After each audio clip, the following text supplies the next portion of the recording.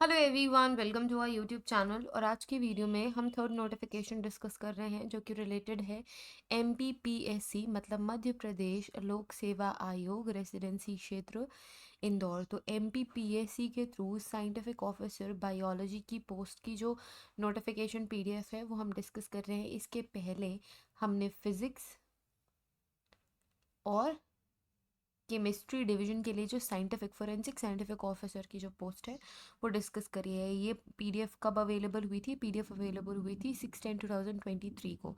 मतलब तब ये ऑफिशियल वेबसाइट पे जो Madhya Pradesh public service commission, ये जो स्क्रीन पे आप अभी देख रहे हैं ये इनकी ऑफिशियल वेबसाइट है। जैसे ही आप एमपीपीएससी की ऑफिशियल वेबसाइट पे क्लिक करेंगे, आप स्क्रॉल डाउन करेंगे, एडवर्टीजमेंट साइड में आपको ये तीनों एडवर्टीजमेंट दिख जाएंगे। For biology, for chemistry and physics chemistry की पीडीएफ नोटिफिकेशन हम डिस्कस कर चुके हैं। आज की वीडियो में हम बायोलॉजी की पीडीएफ नोटिफिकेशन डिस्कस करेंगे। आप कब से कब तक एप्लीकेशन फॉर्म फिल कर सकते हैं? एप्लीकेशन फॉर्म आप फिल कर सकते हैं हियर 7/11/2023 से लेके 6/12/2023, मतलब 6 December is the last date.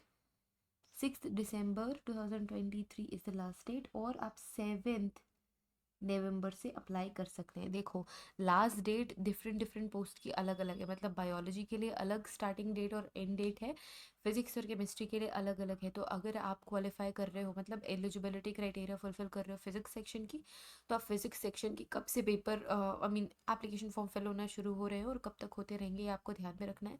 अपने कैलेंडर में रिमाइंडर लगा लेना है। इसके अलावा केमिस्ट्री में भी सेम आपको करना है। अगर आप एलिजिबिलिटी क्राइटेरिया फुलफिल करते हैं तो आपको ध्यान में रखना है कि कब से कब तक आप एप्लीकेशन फॉर्म फिल कर सकते हैं। बायोलॉजी के लिए इट्स 7 नवंबर to 6 दिसंबर, ठीक है। आप ऑनलाइन एप्लीकेशन फॉर्म ही फिल कर पाएंगे।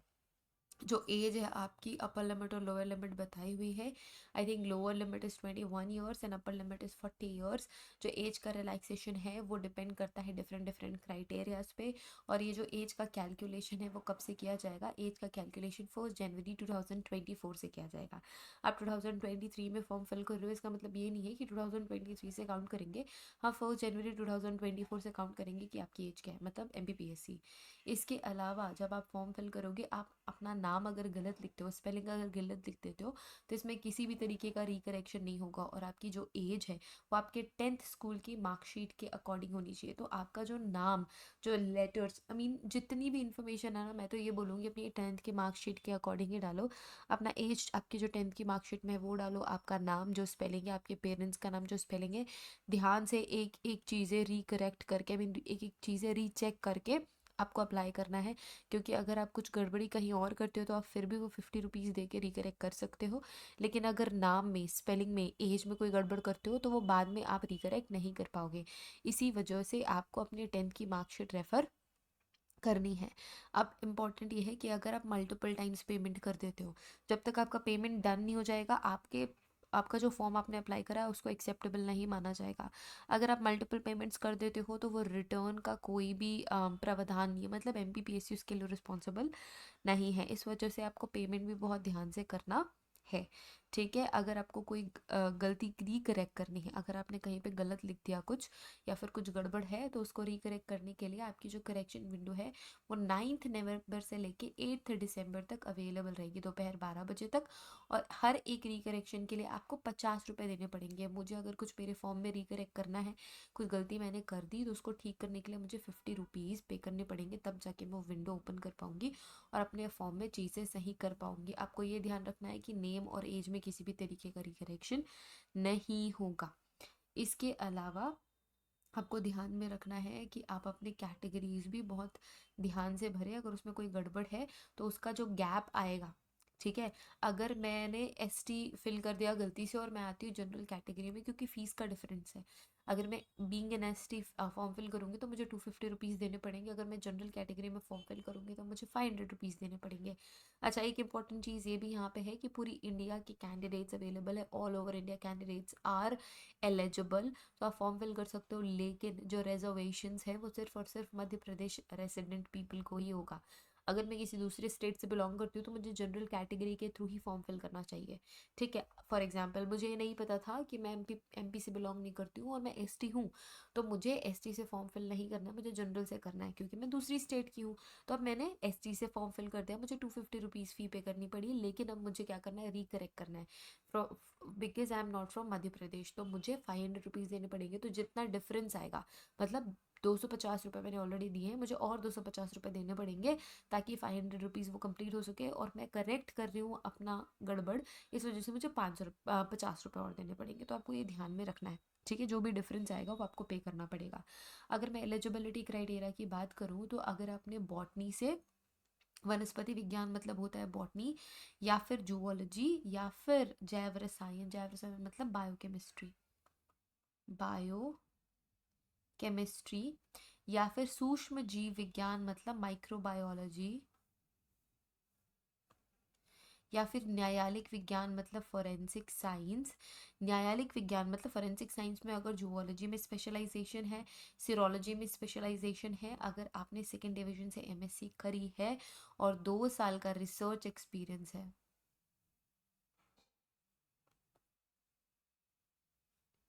तो आप एलिजिबल हैं इस पोस्ट के लिए, ठीक है। अगर आप एमपी से बिलोंग करते हैं तो अपने इंटरव्यू के पहले पहले रोजगार कार्यालय में अपना पंजीयन आपको करा लेना है।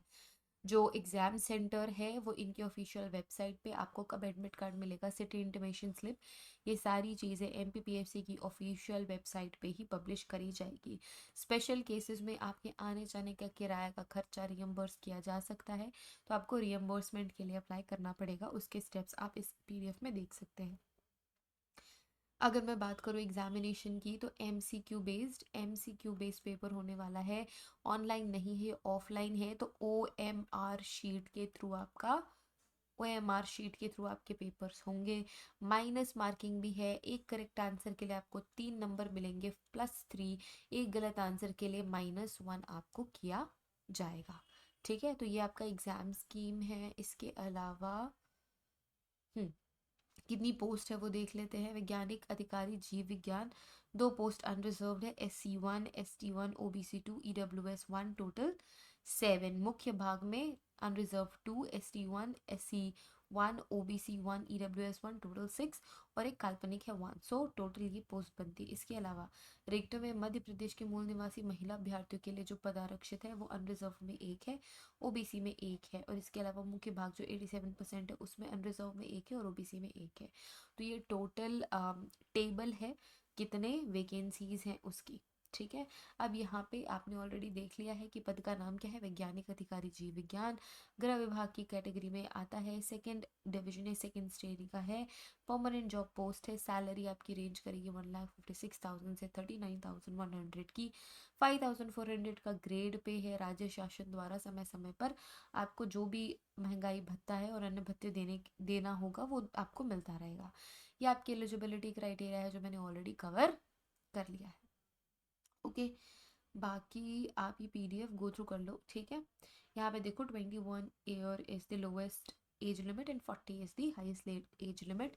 1/1/2024 से काउंट किया जाएगा आपका एज। आपको आप अपने आईडी के लिए पासपोर्ट यूज़ कर सकते हो, voter ID card, driving licence, PAN card, Aadhaar card, और ये सारे आईडीज़ आप यूज़ कर सकते हो अगर आप कहीं काम करते हो, जॉब करते हो, कहीं स्टूडेंट हो, एक्सेट्रा एक्सेट्रा। आपको सिर्फ और सिर्फ ऑनलाइन ही एप्लीकेशन फॉर्म फिल करना है।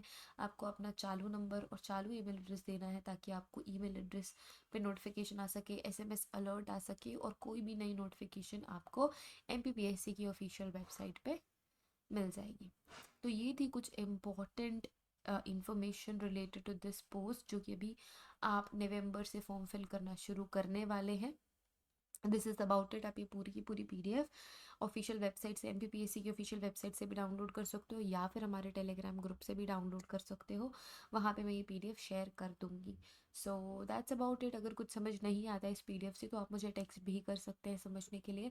व्हाट्सएप सपोर्ट नंबर भी डिस्क्रिप्शन में आपको मिल जाएगा। हम इंस्टाग्राम पे भी हैं तो आप हमें इंस्टाग्राम पे भी टेक्स्ट कर सकते हैं एंड हमें वहाँ भी ज्वाइन कर सकते हैं। Thank you so much everyone for watching this video.